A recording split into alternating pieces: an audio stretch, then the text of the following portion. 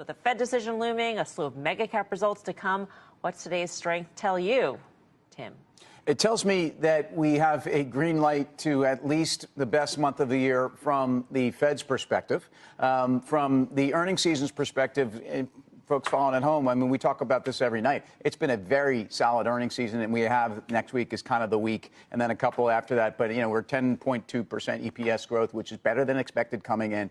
So when you combine that with the rest of the macro that we do get, that's either not really the usual data we're getting from the government, but I think you have a great backdrop of you're hearing from companies how resilient their earnings profile is. You are hearing from the top down that most people don't even really know what owner's equivalent rent is. All you need to know is that this is the best sign we've seen in owner's equivalent rent for an overall CPI number in months. So it was a relief, especially when so much focus was on the CPI, given it is the only data point seemingly that the Fed has that's somewhat coincident, although it's backward looking. So, look, I think this is a great backdrop. I think we've had some of the froth taking out of markets. I think there's a lot of skepticism out there. And in some sense, I really still think the pain trade is higher. Yeah, Karen, the setup, though, starting off, at record highs going into earnings season is not necessarily ideal in terms of price action. Right. No, I always say I like to much rather go in with the stock being down, like I would like to see the banks were down, thankfully going in.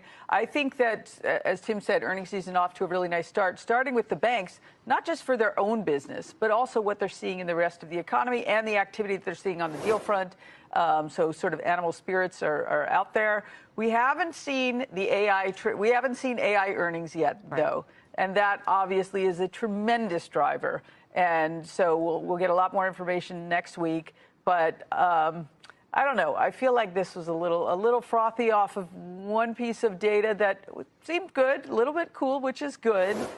But if you step back a little, you don't need to step back very far and say, well, the Fed is still far from where they want to be on the inflation front. But as each month goes by, we get closer to a Fed that will be dovish no matter what.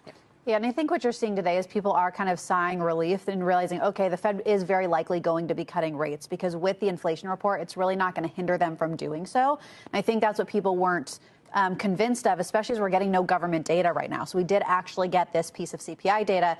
The question is, are we going to get that next month? Because they had already collected this data. They just couldn't report on it, which is why this could come out. They just aren't collecting the data right now for next month. So at this point, it's that much more important that we listen to everything that these earnings reports are saying and what they're saying they see in the health of the consumer and the economy. And so that's where I think the banks have been really important.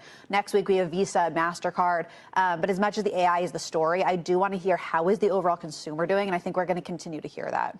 I think it absolutely does. And I do think, while we've had guests come on and say that they think money markets are actually seeing inflows, and maybe that's a better place to be. And that's, by the way, that makes a lot of sense if you're worried about where markets sit here. I can't argue with that. But there's certainly an argument, as we saw the 10-year make a decided move below 4% today, that investors who are in the bond market and in money markets are looking at that cash and saying, it's not earning me as much as it used to, and I feel like I'm missing something. So I think you have a backdrop also where, again, we had a services PMI, it's a flash PMI, but it does give you some sense that the biggest part of our economy was actually better than expected. And I throw in that Michigan consumer estimate that was worse than expected, which, those are the two things you'd want if you're playing purely on macro here and a CPI today. So Carter's right. I mean, look, it's hard to feel as if everybody doesn't think Meta's going to save the day, right? This is, every quarter, Meta's extraordinary. Their top line, so in other words, they live up to that peg, that price to earnings growth ratio, and they continue to deliver on that. But I look at semiconductors making an all-time high today and a new relative high, and they're now up close to 40% this year, with the NASDAQ only 18. We know what roughly percent of the overall market they are, and they're driving things. And I guess we've seen the volatility inherent in that sector, but I don't know why investors aren't chasing more of this.